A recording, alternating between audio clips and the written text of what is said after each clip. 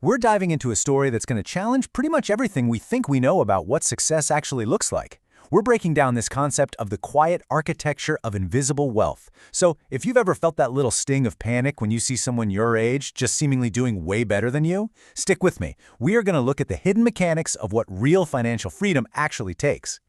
Look, picture this specific scene. It's 7:15 a.m. on a typical Tuesday. You're standing in your kitchen, doing something incredibly mundane, just sipping coffee out of this old chipped mug. You look out the window past your perfectly fine but maybe slightly dull 10-year-old sedan sitting in the driveway, and right across the street, there's your neighbor. They are backing out this brand new, glistening luxury SUV. They're heading off to work, practically radiating visible success. They wave, you politely wave back. On the surface, the comparison seems heavily skewed in their favor, right? By all our normal societal metrics of success, and, maybe a heavy 84-month car loan they aren't talking about, they are absolutely winning the morning. But right here is where the whole narrative shifts. Because while you're holding that chipped mug, your phone is open on the counter, you've got your banking app open, and you glance at it exactly the same way you glance at the weather app.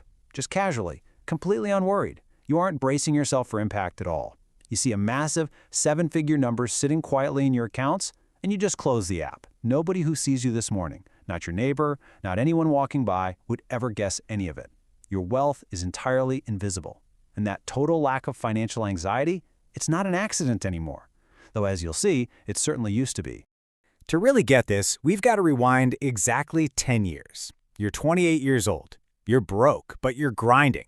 And you finally get a win. A $5,000 raise at work. It feels massive, like your first real taste of upward momentum. But what happens next? That very same weekend, you go out and lease a luxury car. And honestly, you didn't do this because you needed it. Your old car worked perfectly fine. You did it because showing up to the office without some sort of visual upgrade felt like a confession. It literally felt like a failure. This is that classic ego-driven trap so many of us fall into. To understand why we do this, we need a comparison. Let's look at your hypothetical coworker, Tyler. You and Tyler are both 28, making the exact same salary. But Tyler, he is the king of visible spending. Designer clothes, weekend bottle service, posting those $40 cocktails online. Now, we aren't judging Tyler here. We're just observing him. Because at 28, Tyler's lifestyle and the massive unseen credit card bill funding it was exactly what fueled your own insecurities. You leased that car because you were playing the exact same visible game Tyler was playing. You were terrified of falling behind in the optics of success. But then, enter the mentor figure. Let's call her Sarah. Sarah is 55. She's a senior colleague, incredibly sharp. But physically? Well, she wears this faded Patagonia windbreaker to the office every single day. She drives a noticeably dented 2008 Honda Accord.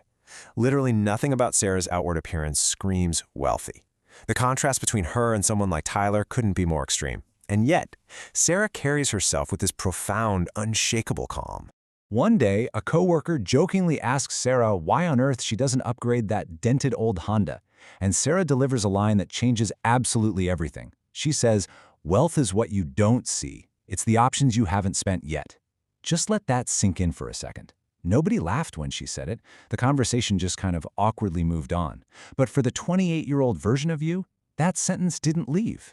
It lodged itself right in your brain. True wealth isn't the car you leased. It's the freedom you keep by actually not leasing the car. Okay, so how do you actually start building this invisible architecture? Well, it's incredibly unglamorous. First, that night, you log in and face the music. $45,000 in consumer and student debt. It is an absolute gut punch. Step 2, you do nothing. You literally just let 3 months pass, sitting with that discomfort, breaking the habit of impulsive action. And then comes the quiet start. You secretly take your car back, you break the lease, buy a cheap used sedan, and set up an automatic, non-negotiable transfer of $500 a month into an investment account.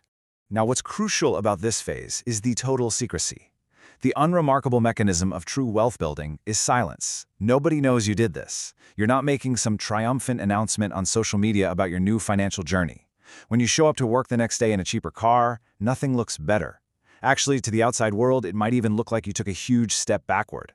But this is the foundational rule of invisible wealth. It happens entirely in the background, without a single drop of external validation. Of course, no plan survives contact with reality without being tested, right? A few years in, you face the first test. A sudden, completely terrifying market crash. Your portfolio, which you've painstakingly built up $500 at a time, drops by 30% almost overnight. It's a visceral scare. All your instincts, trained by years of consumer panic, are just screaming at you to pull the money out, stop the bleeding, and abandon this invisible architecture entirely. In an absolute panic, you call Sarah. And she doesn't coddle you at all. She offers this short, radically calm reframing. She just says, you only lose if you sell. Right now, stocks are just on sale. It's incredibly simple, almost maddeningly so. But it's exactly the perspective shift you need to prevent a temporary market fluctuation from becoming a permanent personal mistake. She reminds you that the architecture is built to withstand storms, not dodge them.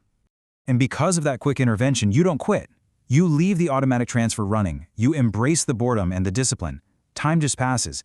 The market eventually recovers like it historically always does, and because you kept buying while things were on sale, your portfolio doesn't just recover, it actually grows way past where it started. You've managed to turn a really frightening loss into a massive foundational victory just through sheer patience. Which brings us to a massively exciting milestone. Let's call this the turn. You are now 35 years old. You check your quarterly statement, and you notice something mathematical but honestly profoundly magical. In this particular quarter, your personal contribution, that $500 a month, totaling $1,500, is completely dwarfed by your investment growth.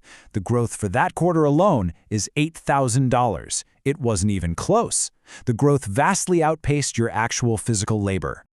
This right here is the mathematical tipping point of invisible wealth. Think about it. For 7 long, quiet years, your sweat, your labor, your discipline, that funded the growth. But crossing this threshold means the money has started working exponentially harder than you do. The growth is literally funding itself. It's this huge aha moment that completely rewires how you view your time and energy. You aren't just saving anymore. You own a machine that generates options. But listen, this explainer wouldn't be completely honest if we skipped the downsides. The source material is remarkably clear about the hidden costs here. Being financially invisible starts to feel heavy. There's a real loneliness to the quiet path. You inevitably create distance from old friends like Tyler because, well, you're constantly saying no to the expensive group trips, the pricey dinners, the visible consumption. And most profoundly, there's this strange, almost uncomfortable quiet of just no longer competing in the status games everyone else is playing. And suddenly it all makes sense. You realize that Sarah's faded Patagonia jacket and her Dennett Honda weren't just quirky habits of a frugal lady. They were the physical representation of a massive psychological trade. To achieve absolute financial freedom, you have to trade away your need to be externally validated by your peers. You have to be totally 100% okay with people thinking you are way less successful than you actually are. That is a trade nobody warns you about, and honestly, it's one a lot of people just can't make. Which brings us right back to our present day, 7:15 a.m. on a Tuesday, exactly 10 years after you broke that car lease. You're in that same kitchen, only now you're holding a solid, really nice new coffee mug, though you kept the chipped one tucked in the back of the cupboard just as a quiet reminder. Outside, the neighbor is backing out an even newer, even more expensive car. Visually, the scene looks nearly identical to where we started. But the numbers on your phone tell the true story. You open it up, casually, like checking the weather. And there it is, $1,245,000.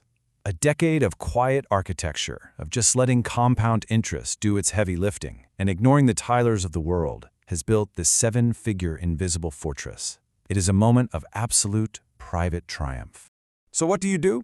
You simply close the app. You don't brag. You don't run out to buy a flashy car to match the neighbors. You get in your modest vehicle and you drive to work. But the psychological difference? It's astronomical. You are driving to a life that you actively choose to participate in every single day, rather than a life you are financially trapped in. The ultimate reward of invisible wealth was never actually the money itself. It was the absolute, unshakable freedom of choice. So, as we wrap up this explainer, I want to leave you with this final, provocative thought to chew on today. Are you building true wealth, or are you just building the appearance of it?